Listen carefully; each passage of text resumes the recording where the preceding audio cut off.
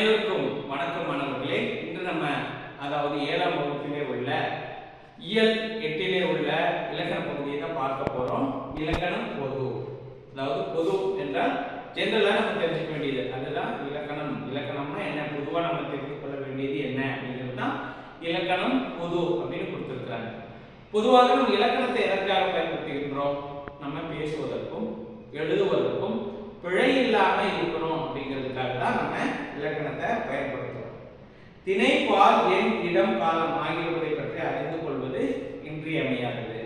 இப்போ இந்த பொது ஜெனரலா நம்ம என்ன பார்க்க போறோம் அப்படின்னா திணை, பால், எண், இடம், காலம் இந்த 5 பற்றி தான் நம்ம விரிவாக நம்ம பார்க்க போறோம். இதுல முதலாவதாக நம்ம பார்க்கக்கூடியது என்ன அப்படின்னா திணை. மாணவர்களே, சிறு வயதிலிருந்தே நம்ம படித்திருக்கோம். 2 வகையான திணை இருக்கு. என்னென்ன? ஒன்று அஃறிணை, மற்றொன்று உயர்திணை.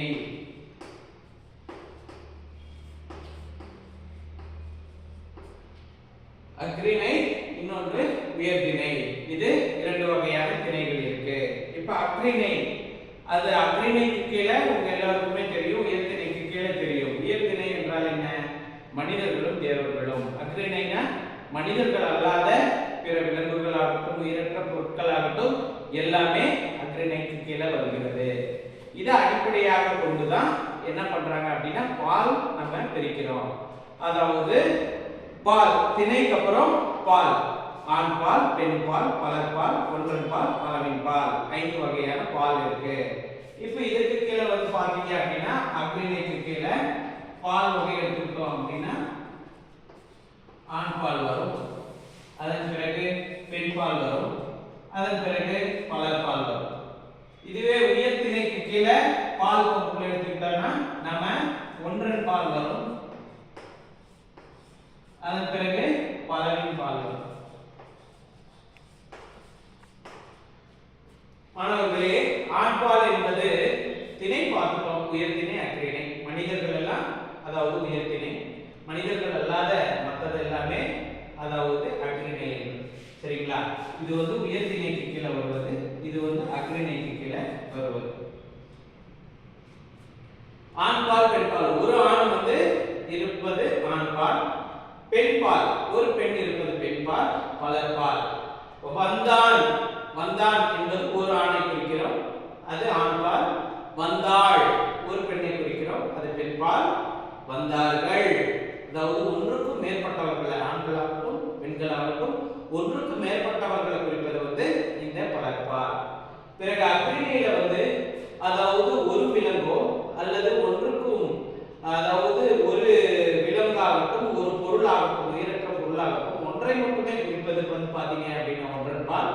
ஒன்றுக்கும் மேற்பட்ட பொருட்கள் அல்லது விலங்குகளை குறிப்பது பலவின் பால். இதுதான் பாலின் வகைகள் 5. ஒரு ஆண், ஒரு பெண், ஒன்றுக்கும் மேற்பட்ட மனிதர்கள், இது ஒரு உயிரற்ற பொருள் அல்லது விலங்கு, பல உயிரற்ற பொருள், ஒன்றுக்கும் மேற்பட்ட உயிரற்ற பொருள் அல்லது விலங்கு. அதாவது எடுத்துக்காட்டுக்கு எடுத்துட்டோம்னா காகம் அப்படின்னா அது ஒன்றன் பால். காகத்துக்கு காகம் அஃறிணை கிடையாது, ஒரு பறவை. பிறகு அது ஒரு காகம் இருக்கிறதுனால ஒன்றன் பால். காகங்கள் அப்படின்னு சொல்லும்போது பலவின் பால் அப்படின்னு வரும். இப்போ திணைக்கு கீழே உயர்திணை, அஃறிணை நம்ம பார்க்கிறோம். அதன் பிறகு என்ன 5 நம்ம பார்க்க போறோம்னு சொன்னோம்? திணை, பால், அதன் பிறகு எண் நம்ம பார்க்க போறோம். அதாவது எண் என்பது வந்து பாத்தீங்க அப்படின்னா நம்பர்ஸ், அதாவது ஒருமை பன்மை தமிழ்ல.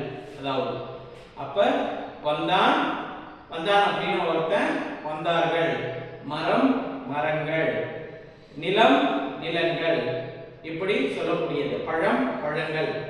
ஆக ஒருவரையோ அல்லது ஒன்றையோ, அதாவது ஒரு மனிதராகட்டும் அல்லது ஒரு அஃறிணை பொருளாகட்டும் ஒன்றையோ குறிப்பதுதான் ஒன்றன் போல், ஒன்றன் பால். அதாவது ஒருமை என்பது ஒன்றன் பால் கிடையாது, ஒருமை என்பது. பிறகு பன்மை என்பது அதாவது ஒன்றுக்கும் மேற்பட்டவரை குறிப்பது அல்லது உயிரற்ற ஒரு பொருளாகட்டும் ஒன்றுக்கும் மேல் இருந்தாலே அது பன்மை. ஆக மாணவர்களை நம்ம பார்த்தது திணை, பால், எண் பார்த்தோம். இப்போ இடம் பார்க்க போறோம்.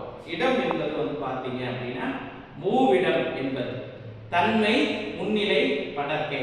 தன்மை என்பது நான், நாம், நாங்கள், முன்னிலை முன்னாடி இருக்கிறவங்க, நீ, நீங்கள், நீர், இதெல்லாம் முன்னிலை. படர்க்கை என்பது அவன், அவள், அவர்கள் அப்படின்னு ஒரு மூன்றாவது, ஒரு தேர்ட் பர்சன் சொல்லுவோம் இல்லையா, இரண்டு பேரும் உரையாடி கொண்டிருக்கிறோம், மூன்றாவது இருக்கக்கூடிய ஆள் தான் வந்து இந்த அதாவது படர்க்கை என்பது. இது வந்து மூவிடம். பிறகு வந்து பாத்தீங்க அப்படின்னா காலம். காலம் நீங்க எல்லாம் அறிந்ததுதான் என்னது, அதாவது இறந்த காலம், நிகழ்காலம், எதிர்காலம். முடிந்தது இறந்த காலம், நடந்து கொண்டிருப்பது நிகழ்காலம், இனிமே வரும் காலம் தான் எதிர்காலம். ஆகவே மாணவர்களே, இந்த இலக்கண பகுதியில பொதுவான இலக்கணத்தை நம்ம பார்த்தோம். பொதுவானது வந்து பாத்தீங்க அப்படின்னா இதுதான் பொது இலக்கணம் என்பது.